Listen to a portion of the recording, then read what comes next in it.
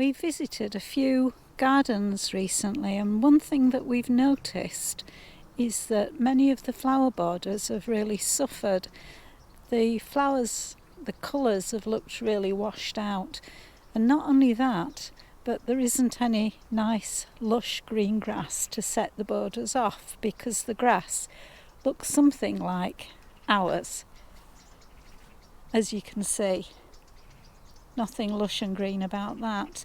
In fact, we'd normally be cutting the grass about once a week, but hardly cut it at all this year, which is just as well because we've been too busy watering. So I thought we'd have a look round our plot with special focus, not exclusively though, because I tend to digress, on the flowers. So we're starting on the perennial bed.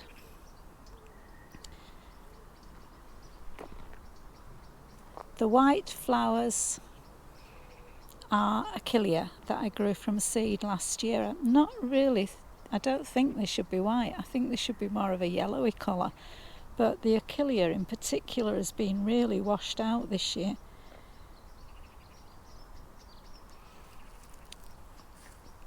There's some ageratums there, just getting growing. Not really as tall as they should be. Hopefully they'll keep growing, be a bit taller later. It's a Sweet William there, the white one.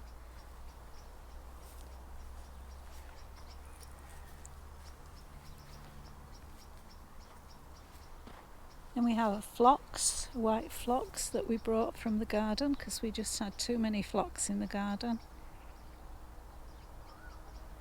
More ageratum, and there we've got a dahlia of unknown name.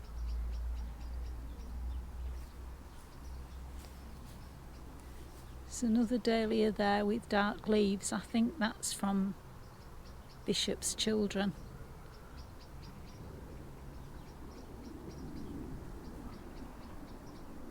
At least there's a bit of colour on that Achillea.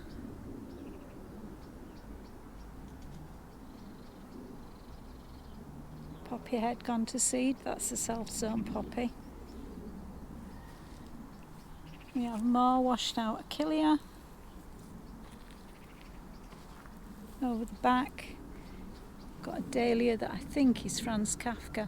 If I find out the name of any of these dahlias when I get home, I'll write the name at the bottom. And we've got our white rose that's been really good. Jacqueline Dupré.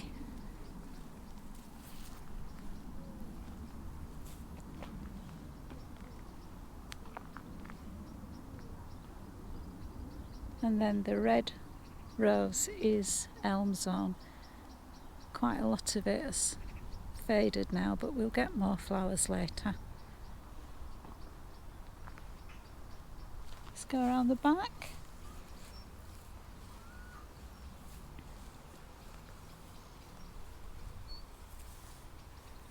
Cosmos are gradually growing. They should really be much bigger than that. And some more ageratum. Duck under the elder.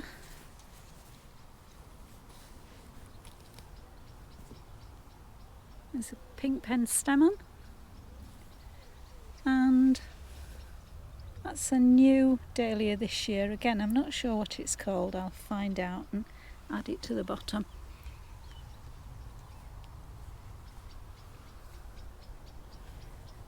It's a dahlia from last year.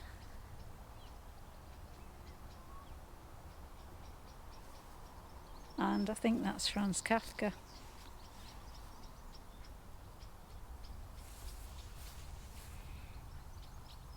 And there's another dahlia, new one.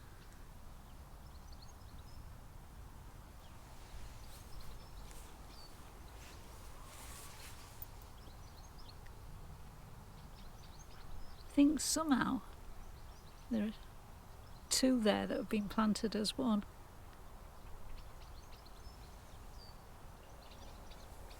Some more poppy seed heads. And some more washed out Achillea. I did stake these, but not too well by the look of it, but it was quite difficult to get the stakes in the ground. It's quite hard. Down here we've got some Gaillardia, which I haven't a clue how to pronounce. It could be Gaillardia or something else completely different. Little blue penstemons nearly finished.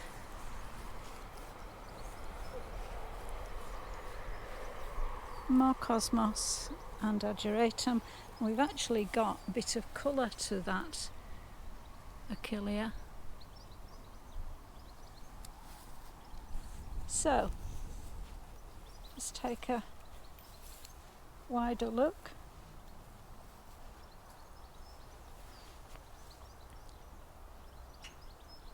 That's our flower border. The cauliflowers count as flowers. So we've got some nice cauliflowers.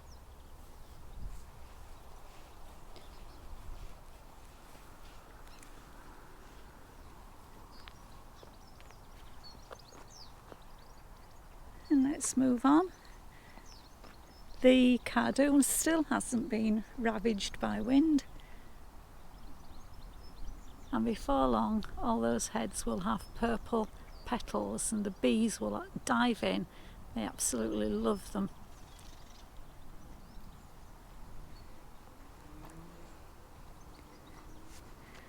The sweet peas are never going to look sort of spectacular because we cut them every other day and take them home.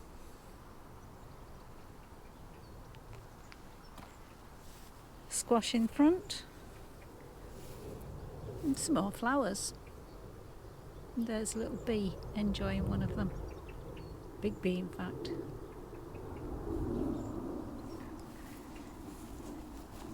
We've got another cardoon, a small one this time.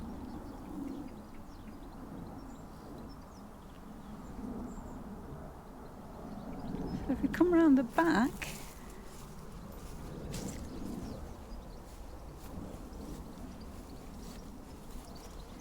you can see our main row of sweet peas. Some really nice coloured flowers. I usually choose sweet peas for their perfume and their colour, but some, like this one, which I don't think has a perfume, very slight, they get into the mix because of the colour and the idea that the others will compensate by pumping out lots of perfume. Another pretty colour. In fact, they're all pretty colours. That's why I chose them.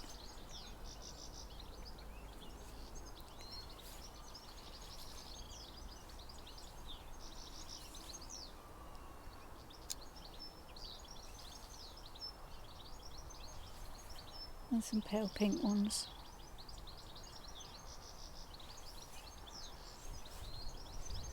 You can see they've got quite nice length stems. Some are even longer than that. Like this one over here. So let's have a little move on.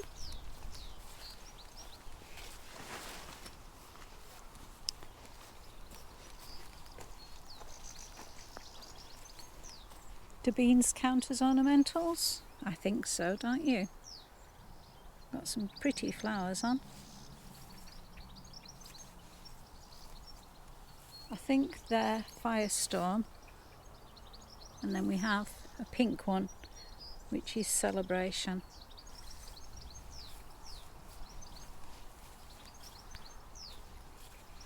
Nice to see some bees around.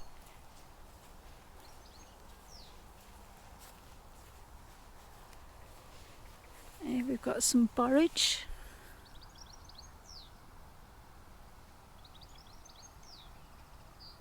That's growing in amongst the squash, which apparently is a good idea. We didn't know it at the time, we just didn't know where to put the borage. but apparently it encourages the bees, and the squash end up being pollinated more effectively. So we did something right without even knowing we had.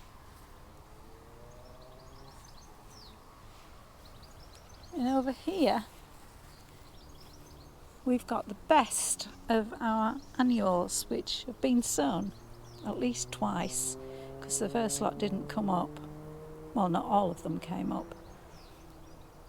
They're doing really well. Probably the best of the annuals that I've sown this year. A real mixture. Some cornflowers just coming out there. And then we've got some calendula.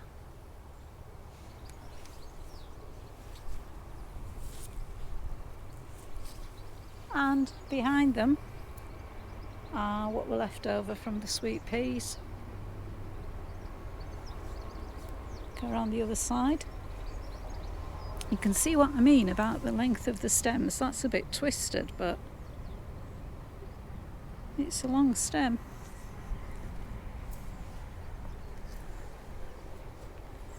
That's different. It's supposed to be one of these. There's another one there.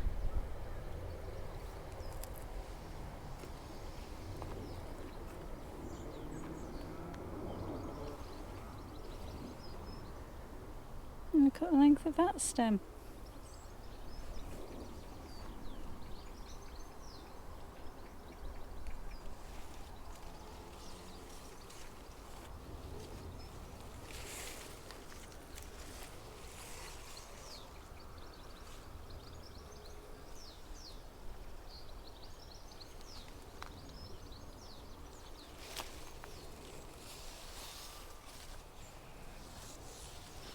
Now, you may remember I talked about, or I did a video about renovating our lavender bed, and here it is in flower.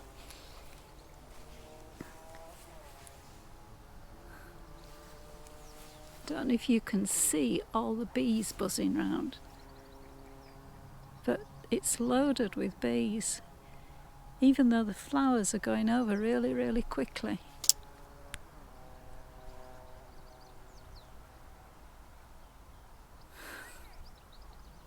They love them.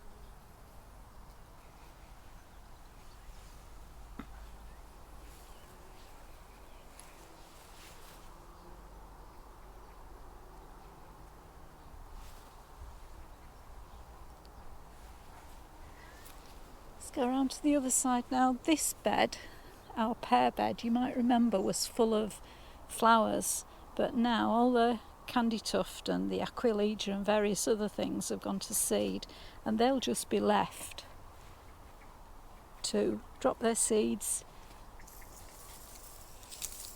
and then flower again next year. We've also got the tall spikes of the foxgloves.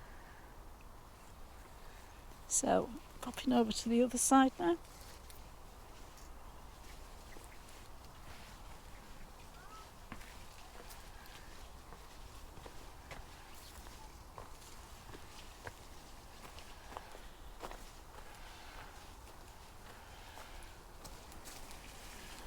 Martin's watering just for a change.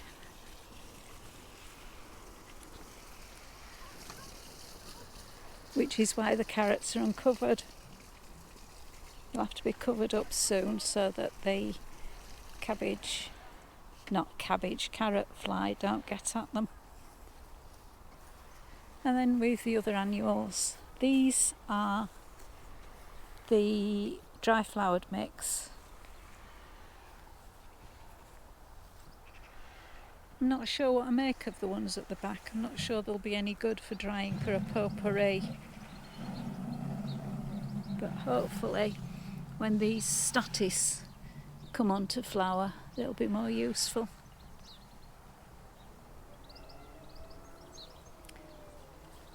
Then with some more hardy annuals. just starting to come on to flower.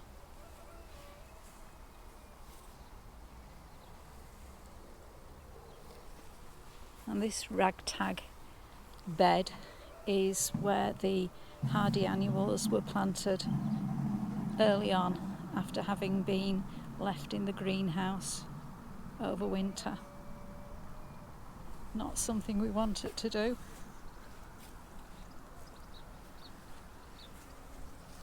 But we're getting a few flowers from them.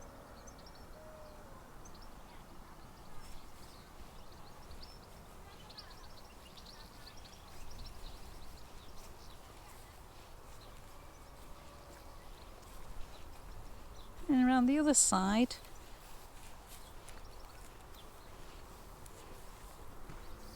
we've got the lavender bed, which has got dwarf lavenders in. This last year, this kept flowering for months, but it doesn't look as though it's going to last too long this year. The flowers are nothing like the deep purple they were last year. Look a bit ragged.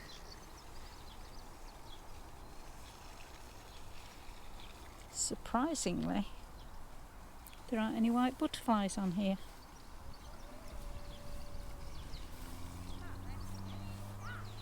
Which there has been for most of the time. They're camera shy. Buddleia. But if we go around here, courgettes are doing quite well now. This bit is what we call Buddleia Walk or Buddleia Avenue or whatever we feel like at the time. Most of these Buddleias were just taken as cuttings, but this year they're actually living up to their name, and we have butterflies. Not as many as yesterday.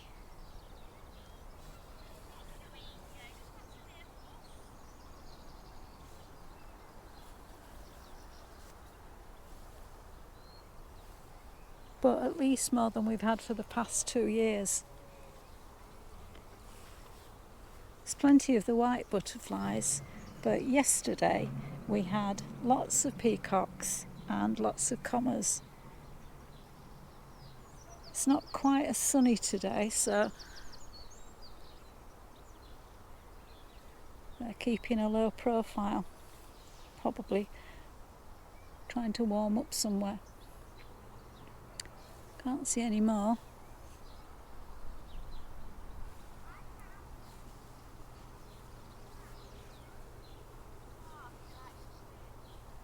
It smells absolutely beautiful. You've got this really strong honey smell, which no doubt is what brings all the insects in. There's not as many bees on today either as there was yesterday.